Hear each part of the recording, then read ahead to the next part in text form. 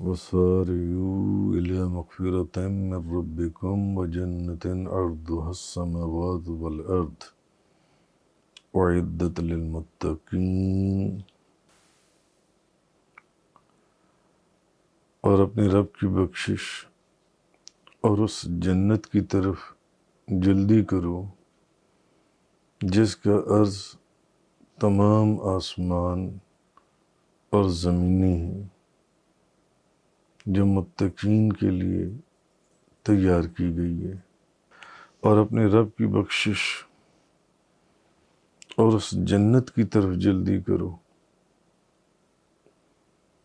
جس کا عرض تمام آسمان اور زمینیں ہیں، جس کا عرض اتنا ہے، جو متقین کے لیے تیار کی گئی ہے۔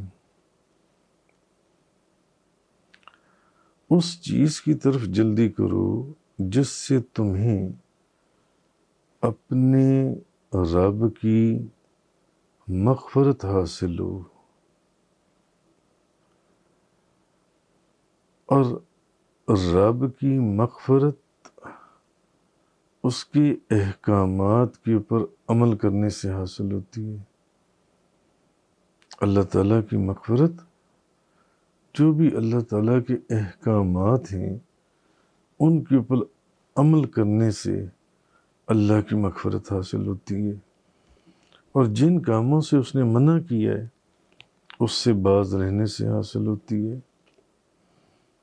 تو اپنے رب کی بخشش یعنی مغفرت کی اور اس جنت کی طرف جلدی کرو جس کا عرض اتنا بڑا ہے کہ تمام آسمان اور زمینیں اس کا عرض ہے، اور جو متقین ڈرنے والوں کے لیے تیار کی گئی ہے۔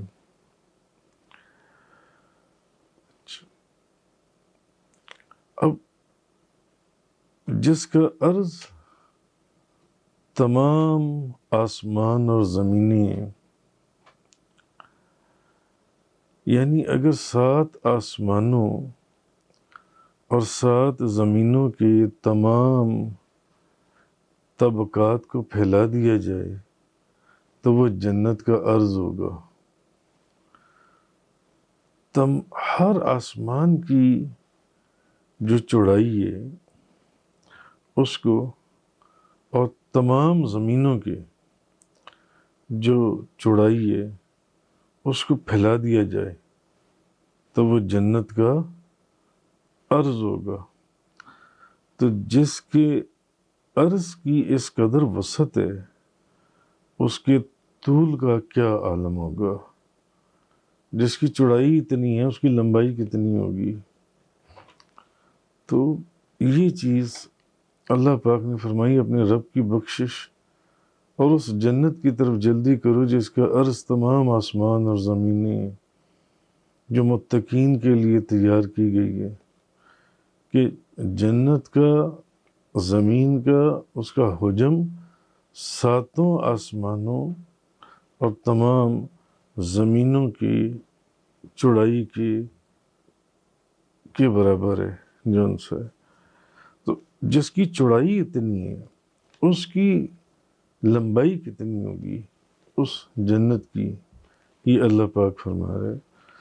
امام ابو جعفر محمد بن جریر طبری آپ روایت کرتی ہیں، حضرت یعلا بن مرہ بیان کرتی ہیں کہ میری حمص میں ہرکل کے قاصد سے ملاقات ہوئی، اور وہ جو قاصد تھا ہرکل کا وہ اس وقت بوڑھا ہو چکا ہوا تھا، بوڑھا ضعیف تھا۔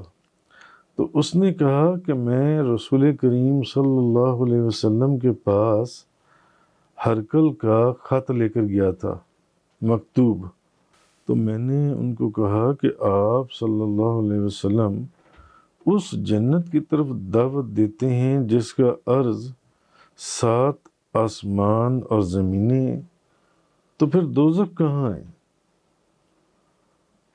اگر یہ سارا عرض جنت کا ہے تو پھر دوزخ کہاں ہے؟ تو آپ صلی اللہ علیہ وسلم نے فرمایا سبحان اللہ، یعنی اس سے ایک سوال کیا، یہ بتاؤ جب رات آتی ہے تو دن کہاں ہوتا ہے؟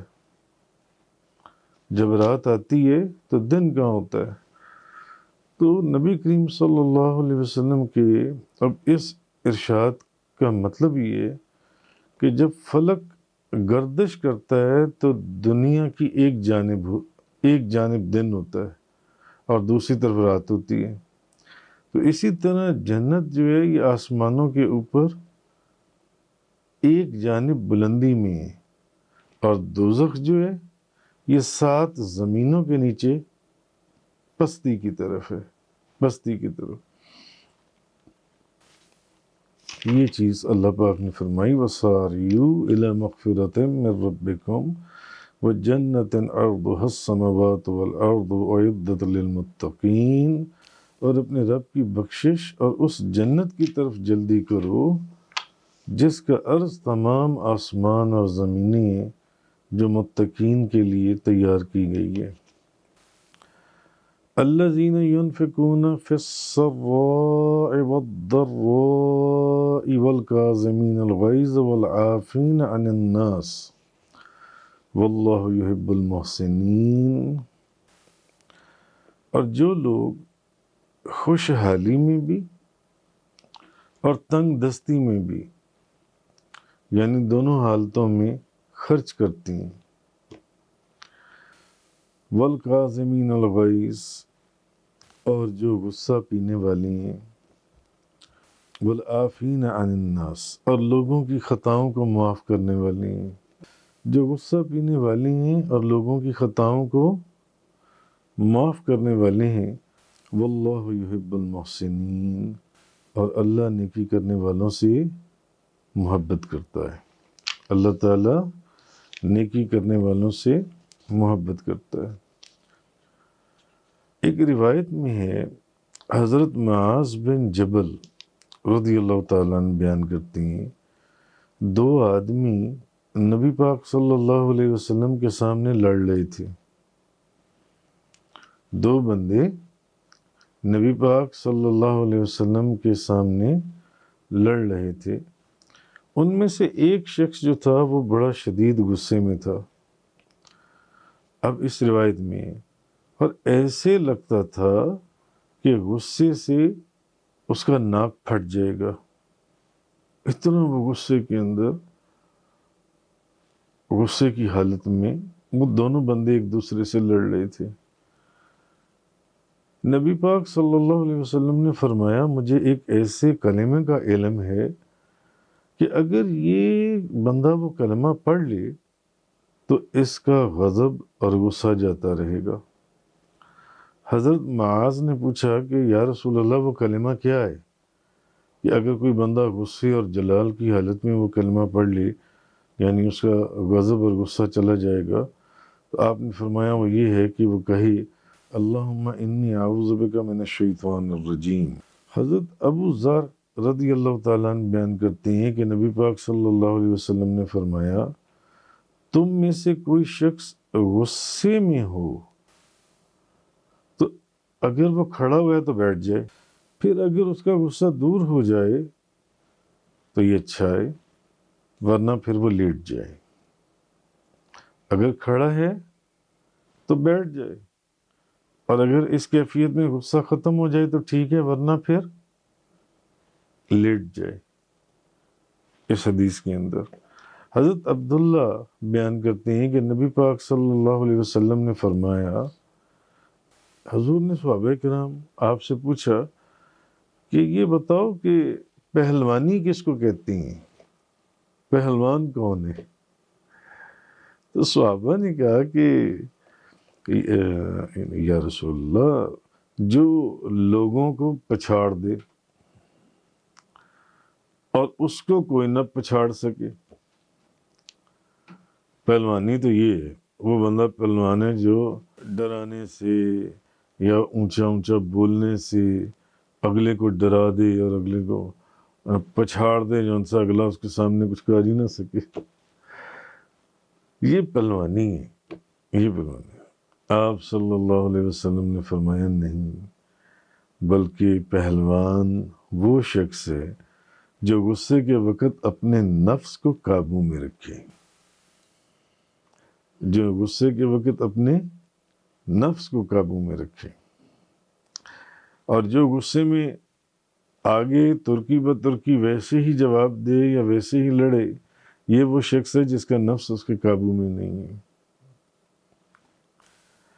اسی طرح ایک روایت میں ہے، حضرت انس بیان کرتے ہیں کہ نبی پاک صلی اللہ علیہ وسلم نے فرمایا، جس نے اپنے غصے کو دور کیا، جس نے اپنے غصے کو دور کیا تو اللہ تعالیٰ اس سے عذاب کو دور کر دے گا، اللہ تعالیٰ اس سے عذاب کو دور کر دے گا، اور جس نے اپنی زبان کی حفاظت کی، اللہ تعالیٰ اس کی عیبوں پر پردہ رکھے گا۔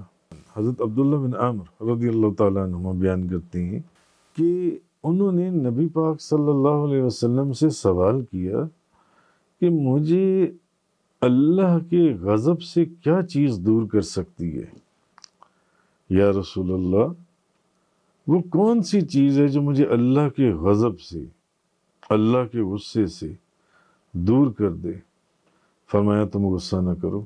اگر تم اللہ کے غضب سے دور رہنا چاہتے ہو تو پھر تم غصہ نہ کرو، یا اللہ کے عذاب سے دور رہنا چاہتے ہو تو غصہ نہ کرو۔ حضرت ابو درداء بیان کرتے ہیں کہ میں نے عرض کیا، یا رسول اللہ، مجھے ایسا عمل بتلائیں جو مجھے جنت میں داخل کر دے۔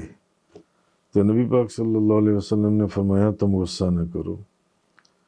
اگر تم غصہ نہیں کرو گے تو تمہارے لیے جنت ہے، تمہارے لیے جنت۔ حضرت عائشہ صدیقہ طیبہ طاہرہ زاہدہ عابدہ رضی اللہ تعالی عنہا بیان کرتی ہیں کہ نبی کریم صلی اللہ علیہ وسلم آپ بے حیائی کی باتیں نہ تو تبان کرتے تھے، نہ تکلفاً کرتے تھے، اور نہ بازار میں بلند آواز سے باتیں کرتے تھے۔ اور نبی پاک صلی اللہ علیہ وسلم برائی کا جواب کبھی بھی برائی سے آگے سے نہیں دیتے تھے، معاف کر دیتے تھے، درگزر فرماتے تھے۔